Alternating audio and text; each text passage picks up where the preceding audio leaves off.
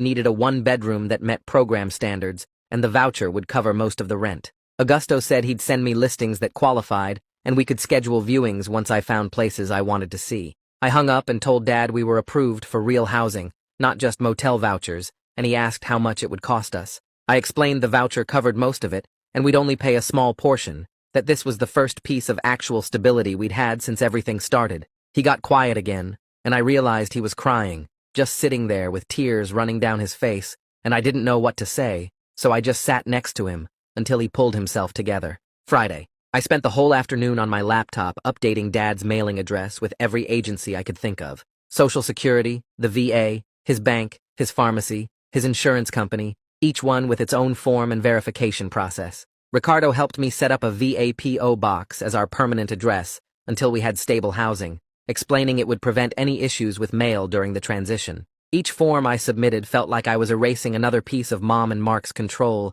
changing every link they had to Dad's information and benefits. My hand cramped from typing and my eyes burned from staring at the screen, but I kept going because this tedious administrative work was how you actually protected someone, not through dramatic confrontations, but through paperwork and documentation. The bank called Monday morning, and Agatha said they were issuing a small provisional credit to a new student account they'd helped me open, completely separate from anything my parents had touched. She warned it was only a fraction of what was stolen and could be reversed if their investigation didn't support my claims, so I needed to be careful spending it on anything except absolute necessities.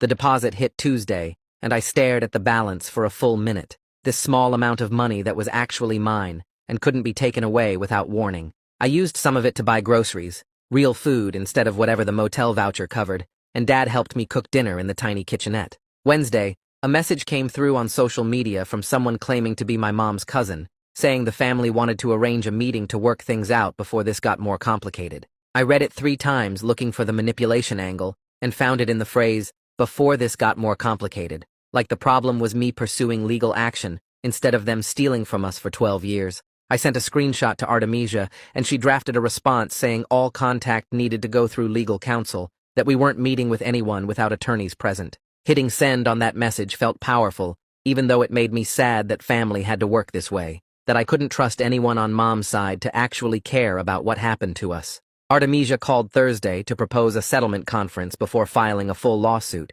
explaining that litigation was expensive and slow, and if we could get restitution and accountability through negotiation, it might be better than years in court. I said I didn't think Mom and Mark would ever take real responsibility, that they'd just make excuses and try to minimize what they did. She agreed that was likely, but said the pragmatic approach was to try settlement first,